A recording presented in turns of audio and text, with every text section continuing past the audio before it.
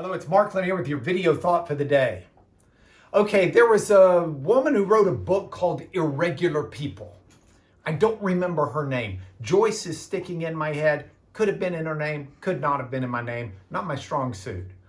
But I remember reading that book decades and decades ago. And one of the things that she said that struck me as a bit odd, because I was a very young man reading the book, is she said everybody has got someone in their life that just is oil and water. They just can't get along with them. And try as they might, this is maybe the person who just is so spiteful through and through that they take it out on you, that they seem to know which button to push and push it with relish, if not reckless abandon. And at the time I thought, oh, no. I listened to the Beatles and Ringo Starr says give peace a chance and we're all peace and love and life is cheery and I feel bad for this woman because clearly she had a tough life. And then I lived a little longer.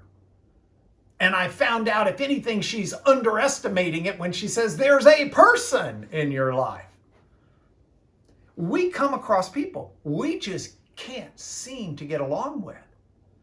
And then you read a passage like Jesus in Matthew 5 in the Sermon on the Mount, when he says, "Blessed are the peacemakers, for they'll be called sons or children of God."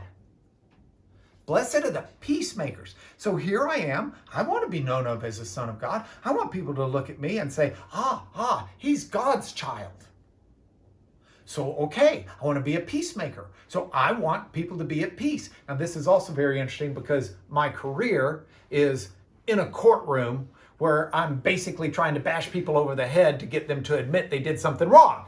But that's a part of this. I'm trying to get them through the tribulation into peace. Seeking peace at the end of the day, but the process is not always pretty. But here you've got this passage. Blessed are the peacemakers. What about the people you can't make peace with? You know, at some point, do you just become the doormat that people walk over time after time after time? Are you the spittoon into which they send all of their vim and vigor? No, this is one of the reasons it's so important to read our Bibles through, to read them thoroughly. Because Jesus was teaching a principle, but it's not a principle that's taught apart from other godly principles and teachings. So, for example, Rabbi Paul, Shaul, I guess we should use his Hebrew name if I'm calling him a rabbi, the Apostle Paul, we'll use his Latin name for that.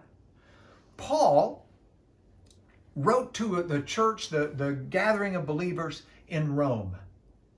And in a book we call appropriately Romans, in chapter 12, he said, as much as it depends on you, live at peace with one another. So that helps us unlock this. There are times where we're not going to be able to live at peace with people. Not because of us, but because of them. And Paul, it's not just an escape hatch for us to fly out of at our whim and convenience, but it's a core central understanding that we're responsible for our actions. And we want to try to make peace. And we want, like Paul says in Ephesians 5, to not let the sun go down on our wrath, but to try as best as we can to treat others with the love and the compassion and the understanding that God gives to us. We want to follow that admonition of Jesus, not to judge others, because the judgment that we're using on them is one that would throw condemnation in our face. We want to be careful that we're not worried about a speck of sawdust in their eyes when we've got a 4x4 post sticking out of ours. All of this admonition of God's word is one and the same, but it all comes with an understanding that that's what you and I do ourselves, and it won't always be received right. Peace cannot always be made. So we do our best, and we leave the rest in the hands of God. Doesn't mean stay there and be a doormat. You can move on. But don't let the sun go down on your wrath. Do your best as much as it depends on you.